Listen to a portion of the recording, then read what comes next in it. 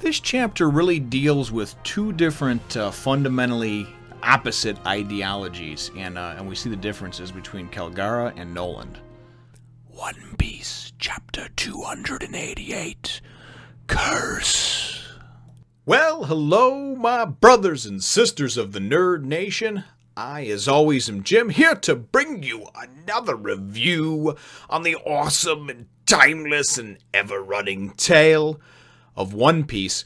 Our last chapter saw us, of course, just balls deep, I guess you would say, in the flashback, showing 400 years ago what happened as far as the relationship that we've been told winds up, being a good friendship between Kalgara, the great Shandoran warrior, and, of course, Mont Blanc Noland, who we find out is the actual admiral of the exploration fleet for his kingdom. So, the chapter, though, left off with, Noland interrupting this sacrifice. They were trying to sacrifice this young girl, and he wound up, to this ruler of the sky, one of those giant snakes, and he came in and lopped the thing's head off at the end of it, and you could just kind of see, because everybody was calling for blood, and this is another one of those chapters. That's where things left off, and that's where things pick up over here exactly.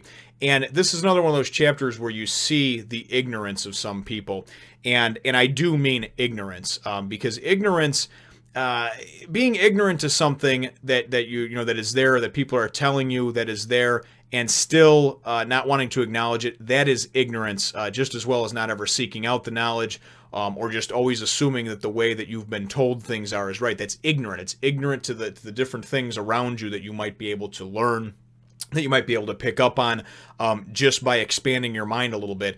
And you can see that this whole tribe, this whole village is just kind of rooted in their old ways, their ways of... This is very much... Noland is somebody who's forward thinking, and he wants progress, and he wants to help people, and he wants to expand, and this and that, as far as the knowledge of others.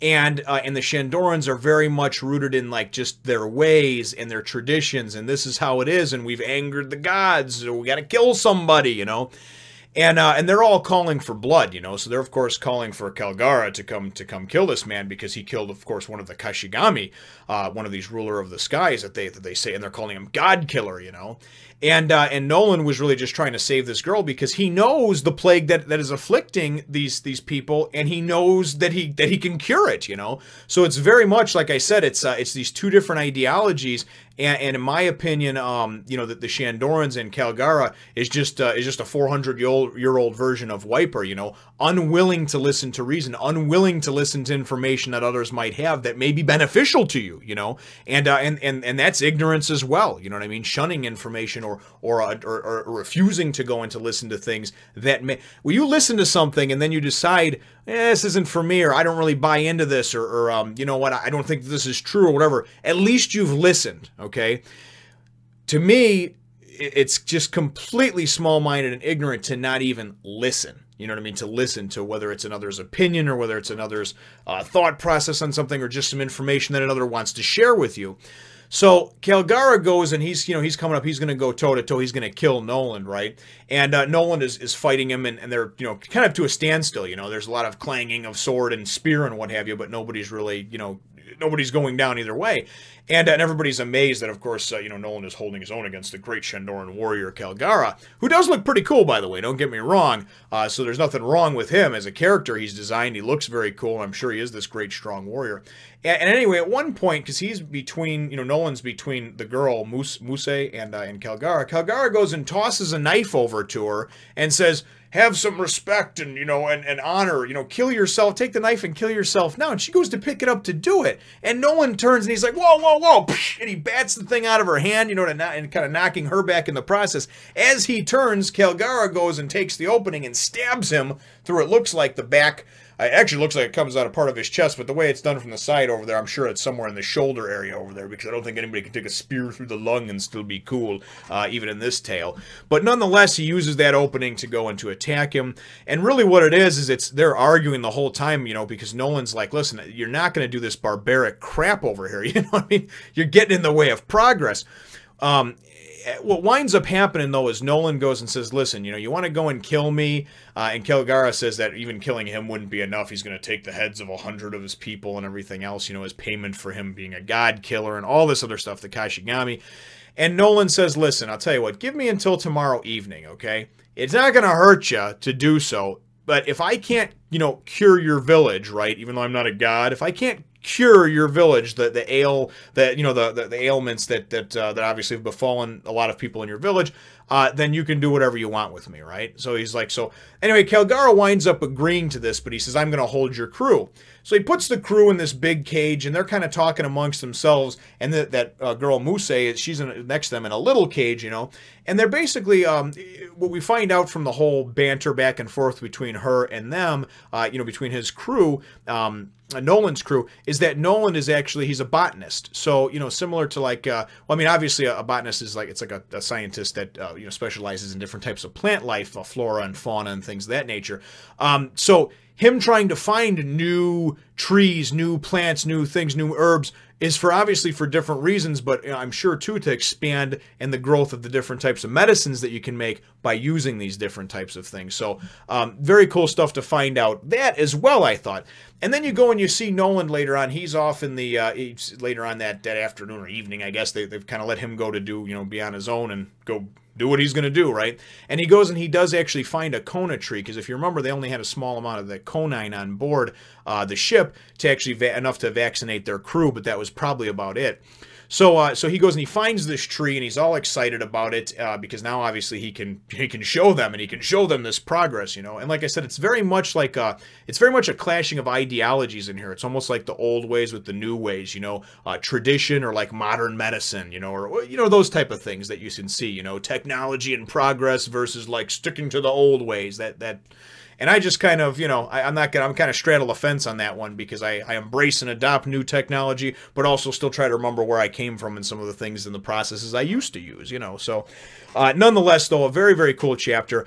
We wind up going back to Kalgara, and they're talking amongst themselves. They don't know what they're going to do, the plague, the this, the that. Kalgara winds up going and walking off and runs into that Sato from the last chapter that had come upon these invaders, Noland and such, and who was afflicted with this just tree disease or whatever, this tree rot or whatever the heck it was called.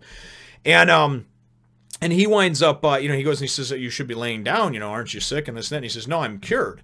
And then it goes and it takes us away from him. That's when it actually shows us, of course, Noland in the, you know, in finding the tree in the forest and everything else. But an earthquake winds up starting the next morning. All of a sudden, things are rumbling, and like everybody's, you know, the crew wants to get out of the cage, and all the people of Shandora are like, this is the gods because we've angered them, you know. And they're calling for, of course, Noland's head again, even though it's the next morning and not the next evening as promised. So Kalgara goes off looking for him, because they're like, you know, he's thinking in his head, he's thinking, oh man, I shouldn't have let this guy live. So he goes and winds up coming upon him, and as there's fissures appearing everywhere, and we can tell that this is the precursor to Jaya, actually, this portion of Jaya getting blown up into Skypiea, okay? Because there's all the signs here. Obviously, the earthquakes and the fissures that are appearing everywhere. And even Noland goes, we see him, and he's kind of hanging over the edge of this, you know, this precipice, pulling himself up over the edge as Kalgara comes upon him, you know. And he says, oh, the gods and this and that, you know. And he goes, yeah, well, the gods must not be too good if they can't kill one lonely human being. So, you know, let me get back to your... I'd appreciate if you could leave me alone, because I'm too busy getting my shit together to cure your village over here, you know. So Kalgara's like, oh, that's fine. I'll be happy to watch you do it anyway. You know, like I was coming to kill you anyway. So the chapter, though, it winds up ending up, you know, right at that point. But you go in, and at some point during the chapter as well, Noland talks about these different fissures that are appearing, and certainly the tremors caused and everything. It's like the island is tearing itself apart. So again, we kind of see that glimpse into what's going to happen. And whether it's weeks or months ahead, we know that it's on the horizon, and we know this is kind of the precursor to them getting blown up into the sky. So definitely a very, very cool chapter. And my chapter question for you is, brothers and sisters, and let's not get into too heated of a debate over here, because whenever I went and I talked about how I thought Wiper was very small-minded and ignorant and very resistant to any type of help or change, or really just listening to even reason, this Kalgara is very similar to that, just 400 years in the past. What are your thoughts, though, on what I was talking about those two different ideologies clashing? That tradition, and we got to have these different things that we do, these rituals and everything like that. On the Shandoran side of things, that kind of primitive way of thinking, as I would call it. And then you've got Noland, who's kind of like that forward thinking, like, hey, listen, I know I can cure this. You don't got to kill anybody. You don't got to have any, because that's the deal he makes with Kalgara. He goes, listen, if I can cure everybody, you got to promise me you're never going to do one of these stupid-ass rituals again, So, anyway, leave your answer to that question in the comments down below. Feel free to hit the thumbs up, the like button if you should think that I deserve it, and subscribe if you haven't done so already. We will look forward to catching all of you in the next one, Nation. This one's for all the ladies out there. Remember to check out my Facebook and Twitter as well.